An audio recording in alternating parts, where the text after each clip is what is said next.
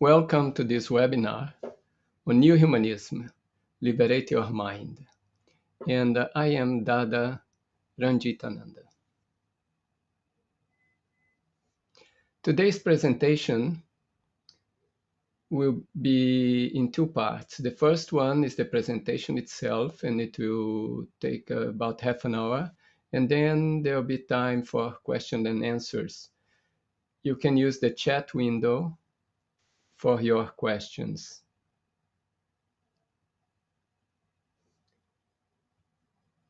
So let's go to the presentation. Neo-Humanism. We are talking about something in the mind. And the mind is always moving, all the time. So there is a constant psychic movement. There are different ways of psychic movement. The first that I will mention here is sentiment. You like something, and then you go after it. You allow your mind to run after that thing, that object, or whatever that you like. That's sentiment. Just like it, run after it. There is a second way of psychic movement, and that is when you use discrimination. Use your conscience. Before doing something, you think, should I do this or not? Is it proper? Is it not proper? After consideration, then you decide your course of action, then you do it. That's another way of psychic movement.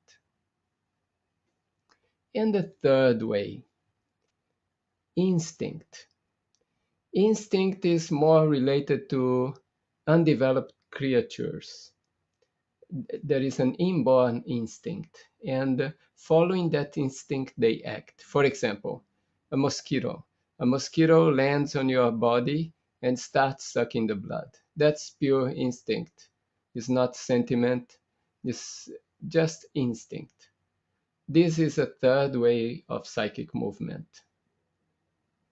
So we have seen three ways of psychic movement. I put in this order now. The first is discrimination or conscience. The second is sentiment, in contrast with rationality, just sentiment. And the third is instinct. Now, according to how developed a being is, you follow more the number one. If a being is less developed, it will follow more the number three. So according to the development of that being, for example, human beings, we should use more the number one. In fact, we should always use the number one. We should do something after we discriminate, after we think, after we decide if that is a proper thing to do or not. If we can do that, so many problems will be avoided. You know, we see, for example, just a few days ago, I saw a politician in the US. He was even considered to be a president. I mean, to be a candidate for president. But what he did, he just utilized money from his campaign to buy some luxury goods, material objects. Now that came up, and he is condemned. He has to serve some time in jail, and his career is finished. If he had thought a little bit more before doing that action, if he had used his conscience before doing that action, that situation could have been avoided. So psychic movement is very important. It's happening all the time. Now we have to control it. And that is part of Neo-Humanism, how to control our psychic movement. If we do not use discrimination, if we go for the sentiments, because human beings, we are more psychic than physical. Everything is in our mind. So the sentiments can influence us very much. So if we just like something, we don't use our discrimination, we are following a very risky path. And there are different types of sentiment. If we allow our mind to flow towards a territory, for example, I love my land and I will do everything to develop my land. That is what we call a geo-sentiment. It's a sentiment when the mind flows towards a geographical area, a territory. And many theories in the world have been created based on this geo-sentiment. Sometimes is a geo-religious sentiment. So some people will say that if they will take a bath at a certain time in a certain place, they will be free from all their sins, or their mind will be free. Okay, now what happens? Everybody wants to take their bath in that same place at the same time. So that can create problems, conflicts. And it could be also a geo-economic. I do everything for my, let's say, town or my state, and I do not develop the other ones. So it's a geo-economic, geopolitical. I'm a politician and I say I will do everything for our town, for our neighborhood. So all these are geo-sentiments. So what is geo-sentiment? When our love is limited to a geographical location. So as you can see, it's a very small, limited sentiment, this geo-sentiment. As I mentioned, it could be a geo-economic sentiment. For example, some industries are located in a developed country. The raw material is coming from an undeveloped country. So now they transport this raw material to the rich country. There it is transformed into the finished product.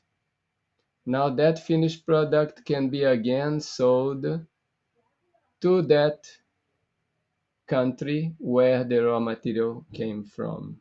The difference, raw material has a certain price, finished product has another price.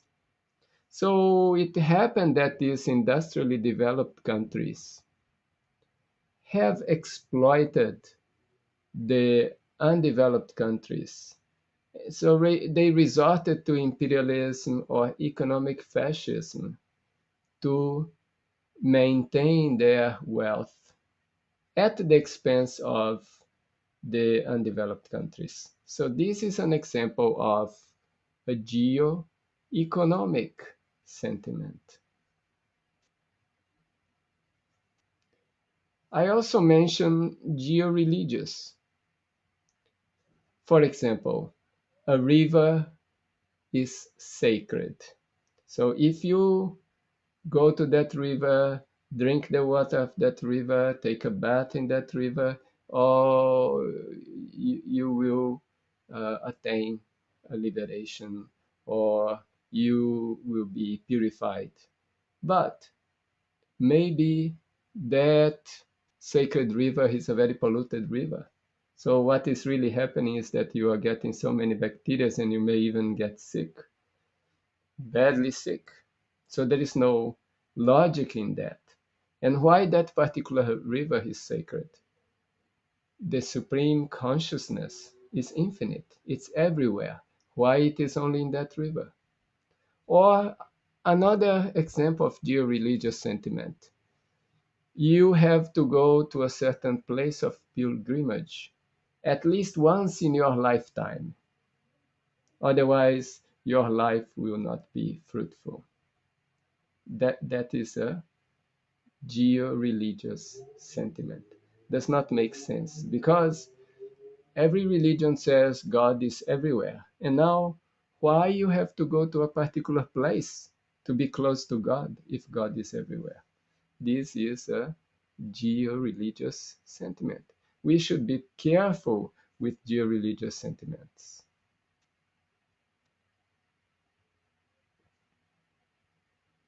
In fact, geo-sentiment is a threat to the inner asset of humanity. What is that inner asset of humanity? Love. Love without boundaries. But geo-sentiment puts a boundary in your love. It limits your love. So geo-sentiment is a threat to humanity as a whole. So what is this sentiment? Geo-sentiment. Geo comes from geographical location. Where, in which place this sentiment happens? It happens where people do not follow the path of rationality.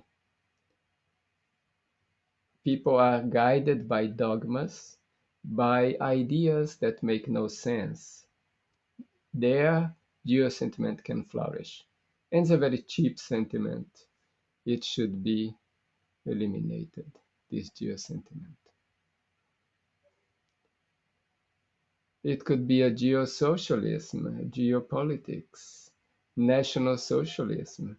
All these confine people in a location, separate people from other people.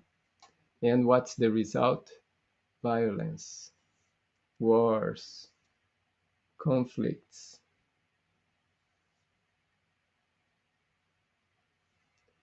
How to overcome geo-sentiment? There are two steps or 2 points, 2 things we can do. One is develop rationalistic mentality. And number 2, study. If you study, if you know more, limited ideas will have more difficulty to enter your mind because your mind will be more expanded and these limited ideas will be not accepted.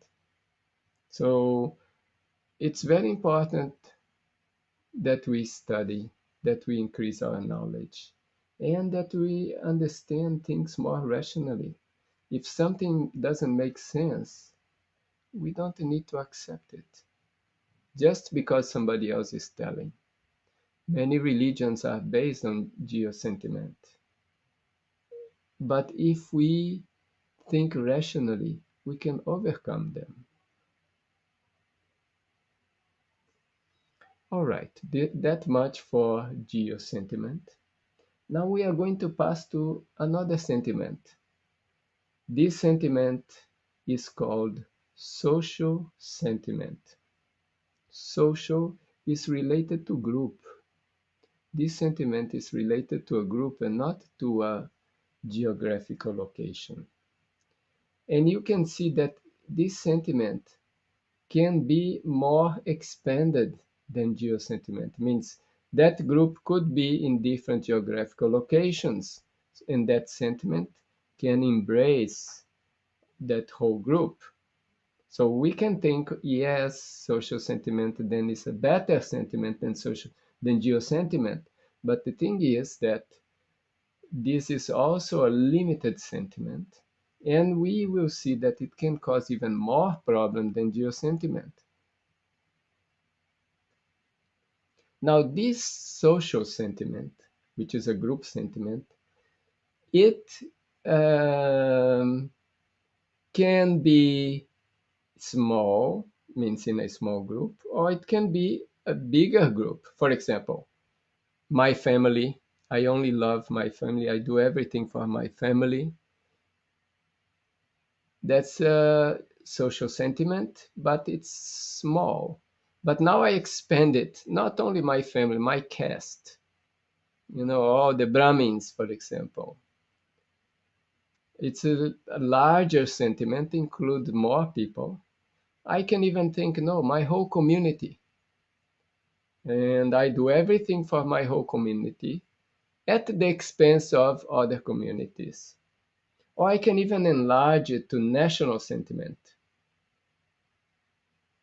and even more expanded international sentiment. And we can think that, oh, this international sentiment, that's good.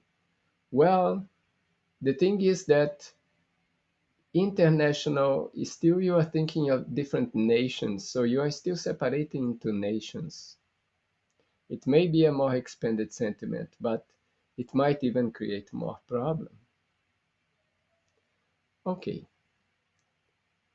This social sentiment can also be social religious, means I do everything for my religious group. It could be social economic. I do things that will benefit my group. Could be social political. My group dominates the political scene. It is all based on selfish interest. It might be more expanded than geo-sentiment, but it can create more problem than geo-sentiment.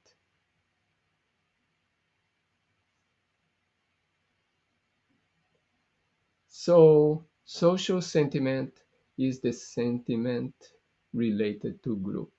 Could be a social group, economic group, a political group, but it's all based on interest. Social sentiment can expand. Imagine if social sentiment expands, and reach its maximum. The maximum is maybe I'm a human being, so my sentiment includes all human beings, humanism. So that is when social sentiment, which was small, goes on expanding, includes all humans. Now we can say, yeah, oh, okay, that's good. Well, does humanism provide all the answers? Because you see, there are other beings also, not only humans. The way we run things, we take humans into consideration, everything for the humans, but there are many other beings. And what happens? It can create a clash, a conflict between different creatures. So that is inter-creature. Inter-creature between one creature and another, between human beings and animals, between human beings and plants. Now, because we consider human beings higher than plants or higher than animals, so it's okay to sacrifice the animals for the benefit of the human being. That's a clash between different creatures. Now,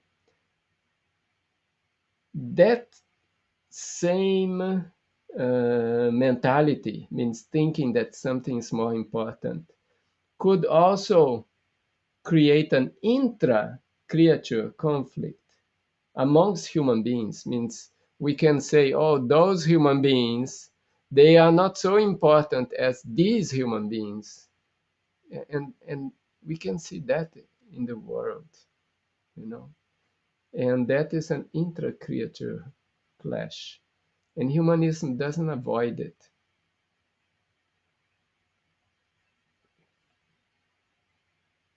Some examples of intra-human conflict. Sometimes there is some humanitarian actions, and like the US is donating a lot of rice to Haiti, either donating or giving at a very low price. Oh, that's great. That's really humanitarian. But now what's happening with the local production? Local production finished because they cannot compete. Who will buy them for a higher price than they can get the so-called humanitarian rice? So how other ways this intra-human conflict happens? Some ideas are injected in the minds of other people. Like we can say that their religion is primitive, our religion is better, so they should adopt our religion. And their medicine man or their shaman is, let's say, inspired by the devil, so we should ignore it.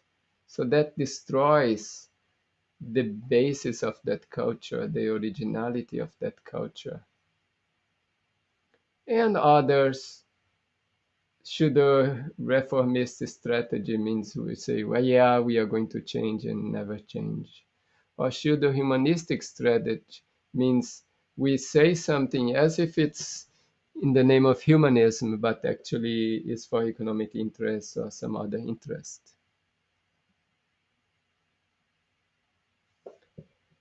So social sentiment can go from minimitis to maximitis, means the smallest to the biggest. And the difference is only in the radius. One includes less people, the other includes more people. Now, the point is that they are based on the same psychology, either the small one or the big one. And we can even say that both are kind of a mental disease. You know, it's a mental disease that you exclude others and that you justify that you can do something to others that you will not do to those that you feel connected to. And that is social sentiment. It's a very dangerous sentiment. And even people with good intentions, even spiritualists, they may suffer from this social sentiment. And they will be blinded by the social sentiment, and they can act in such a ways that do not make sense, that rationally do not make sense. And that's about social sentiment. Now we need also to overcome this social sentiment. How to do it? Here also we have 2 points. One, we need to develop what is called a proto-spiritualistic mentality. What is a spiritualistic mentality? A spiritualistic mentality would be that we are all connected. We are all coming from that same infinite cosmic consciousness, cosmic entity. So we are all connected, as if we are all children of the same progenitor. And the other is a principle of social equality, which is basically the same thing, is that we all love our life Each one loves his or her life. We are all human beings. We are all important. If we can develop this kind of mentality of social equality, connected or added and add a spiritualistic approach. We say proto because it's like not really established in the spirituality, but having that mentality, at least thinking in that way. If we do this, we could overcome social sentiment. It is not easy to overcome social sentiment. Even sometimes we think, oh, I don't have social sentiment. Well, it may happen that in the moment when everything is going okay, you don't have that sentiment. But when things become difficult, stressy, situations become critical, and conflicts arise, then we discover that, oh, there is some social sentiment in me. So it takes a lot of effort to overcome social sentiment, more than it takes to overcome geo-sentiment.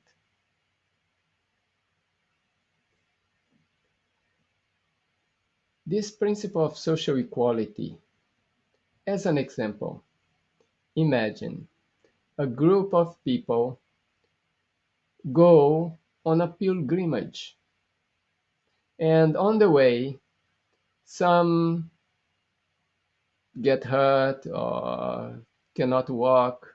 What happens? The others will think how we can carry him or her, how we'll reach everybody together, how we'll continue our march. We do not leave them behind, just leave them there and forget about them. That's not the idea.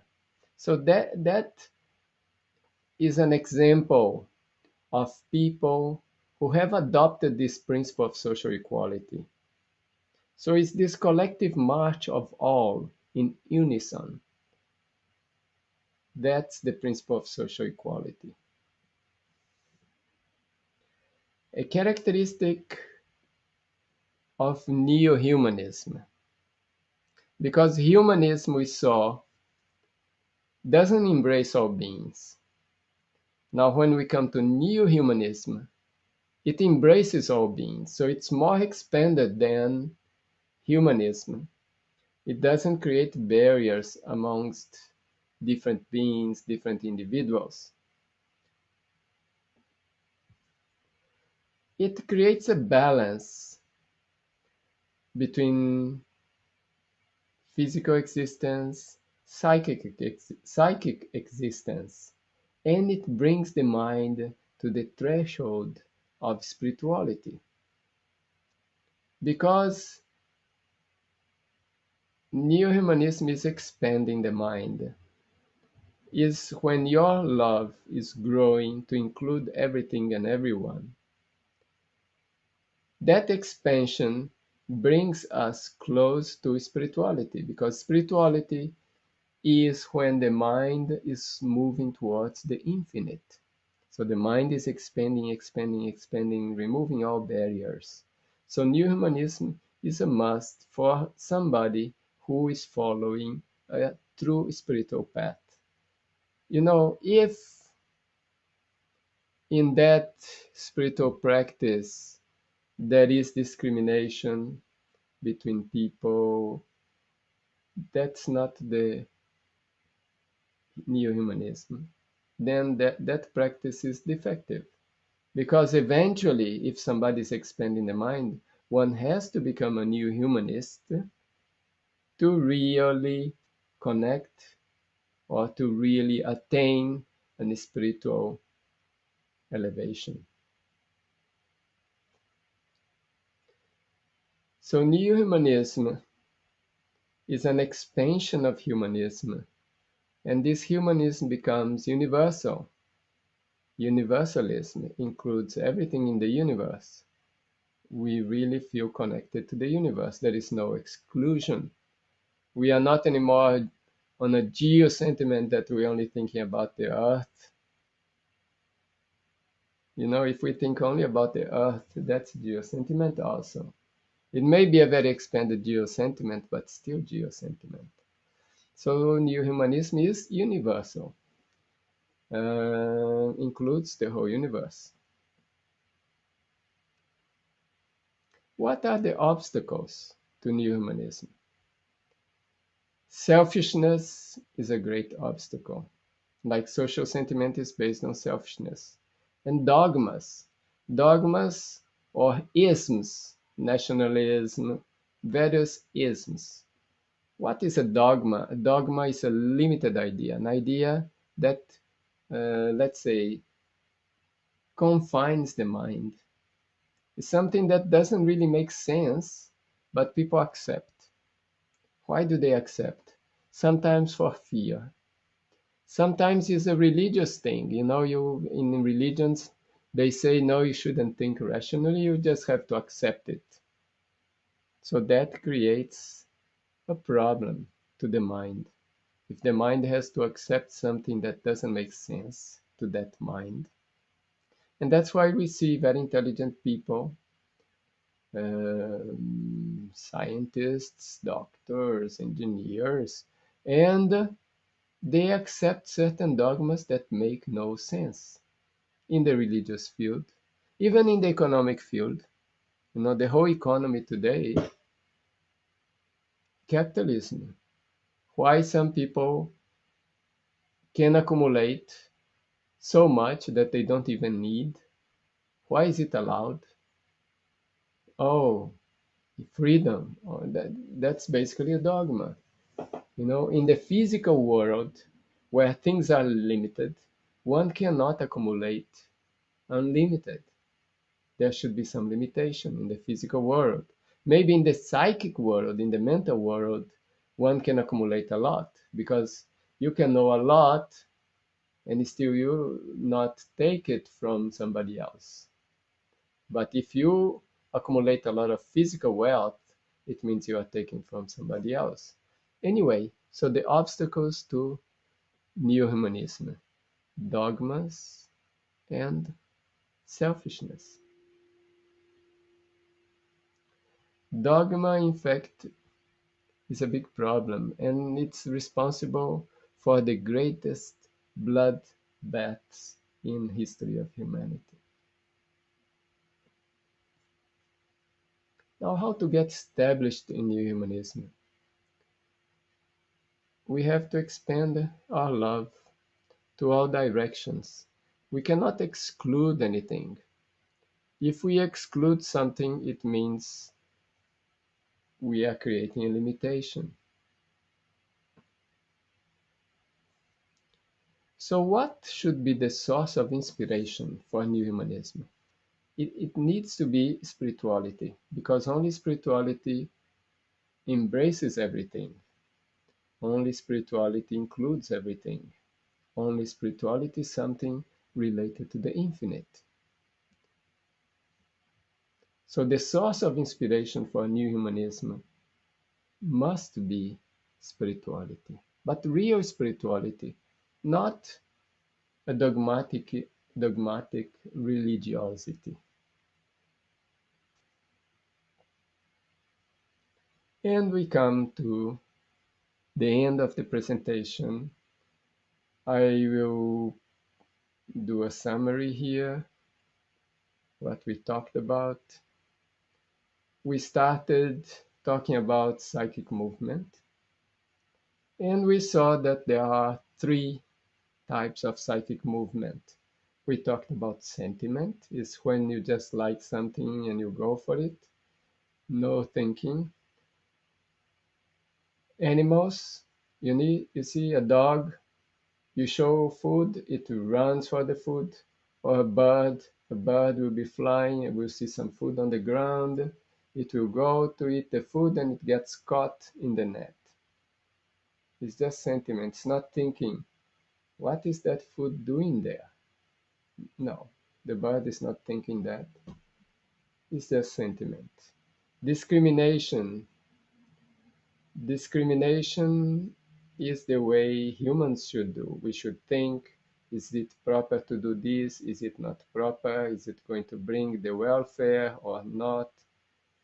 And the third one is instinct. Instinct is very basic. It's mostly undeveloped beings, undeveloped creatures. They follow instinct.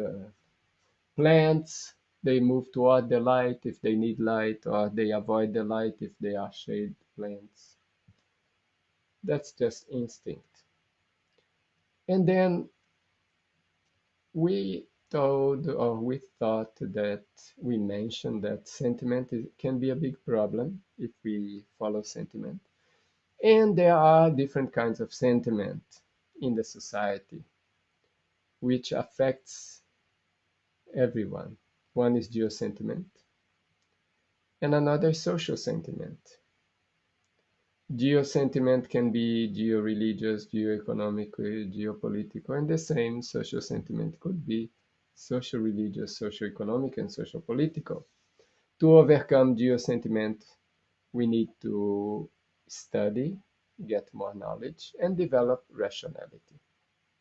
And to overcome social sentiment, it's very important to follow this principle of social equality. Now, when social sentiment expands to the maximum, it becomes humanism. But humanism is still not the solution. First, it's still kind of based on selfishness when we humans think for our welfare. So we have to go beyond this selfishness. We have to go to neo-humanism. Now, neo-humanism, we have to understand that we are connected to every being, you know. In fact, the mind, the mind is moving from one being to another. Let's say from one type of body to another type of body. That's the when the mind evolves. First, the mind is very primitive, so it may just need an unicellular body. Now the mind develops, so that unicellular body dies, and that mind moves to a multicellular body, which could be a plant. Now that mind evolves, and that plant body is not enough for that mind, so that mind will leave that body, the body dies, and the mind moves to another body, maybe a body of an animal, so that mind is developing, and that mind may move to a body of a human. Now, as you see, all these beings are connected. Um, they are, we are part of that same, let's say, infinite cosmic entity. It's not that we are completely independent, we are islands. No, every being is connected. So, in that way, we should help every being to develop because we are helping these minds to develop, to move ahead. We should think of all the animate and inanimate beings, how they can develop. And that's New Humanism. And this New Humanism can change the economics, the religion, the politics. So it's very important that we become new humanists. And sometimes we think, oh, I'm a new humanist because I like everybody, I include everybody, I love everybody. Yeah, sometimes intellectually it can be, but when we'll be under pressure, different sentiments will come up. So new humanism comes when we really develop our spiritual part. So it needs some spiritual practice to become a new humanist. All right, so that's the summary. And now I would like to give you time for questions. And please type your questions on the chat window and I will reply.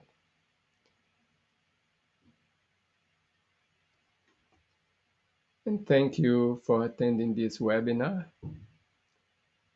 The recording will be available. I didn't include the questions and answers, but the whole presentation is in this recording. Thank you.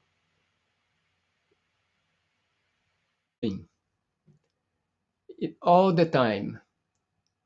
So there is a constant psychic movement. There are different ways of psychic movement. The first that I will mention here is sentiment. You like something and then you go after it. You allow your mind to run after that thing, that object, or whatever that you like.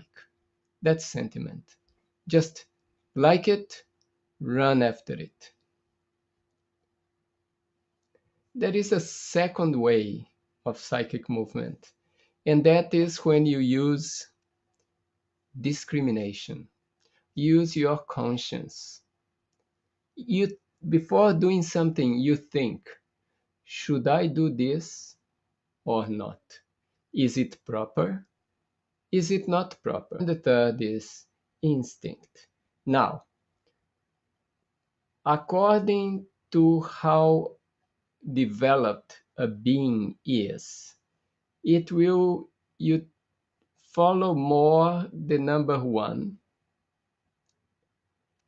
If a being is less developed, it will follow more the number three. So according to the development of that being, for example, human beings, we should use more the number one. In fact, we should always use the number one. We should do something after we discriminate, after we think, after we decide if that is a proper thing to do or not. If we can do that, so many problems will be avoided.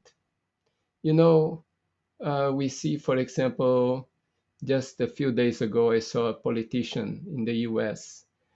He was even considered. After consideration, then you decide your course of action, then you do it. That's another way of psychic movement. And the third way, instinct. Instinct is more related to undeveloped creatures. There is an inborn instinct, and following that instinct, they act. For example, a mosquito. A mosquito lands on your body and starts sucking the blood. That's pure instinct. It's not sentiment, it's just instinct. This is a third way of psychic movement. So we have seen three ways of psychic movement. I put in this order now. The first is discrimination or conscience. The second is sentiment, in contrast with rationality, just sentiment. And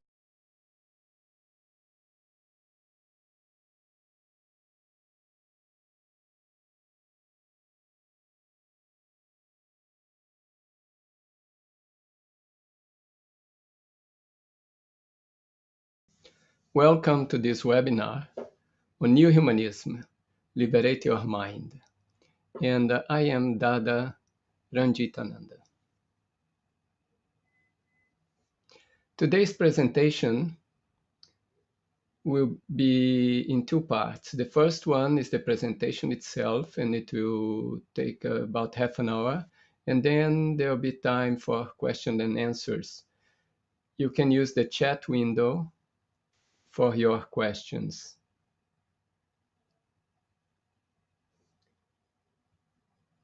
So let's go to the presentation. Neo-Humanism. we are talking about something in the mind. And the mind is always moving to be a president. I mean, to be a candidate for president. But what he did, he just utilized money from his campaign to buy some luxury goods, material objects. Now that came up and he is condemned. He has to serve some time in jail, and his career is finished. If he had thought a little bit more before doing that action, if he had used his conscience before doing that action, that situation could have been avoided. So, psychic movement is very important. It's happening all the time. Now we have to control it. And that is part of New Humanism. How to control our psychic movement. If we do not use discrimination, if we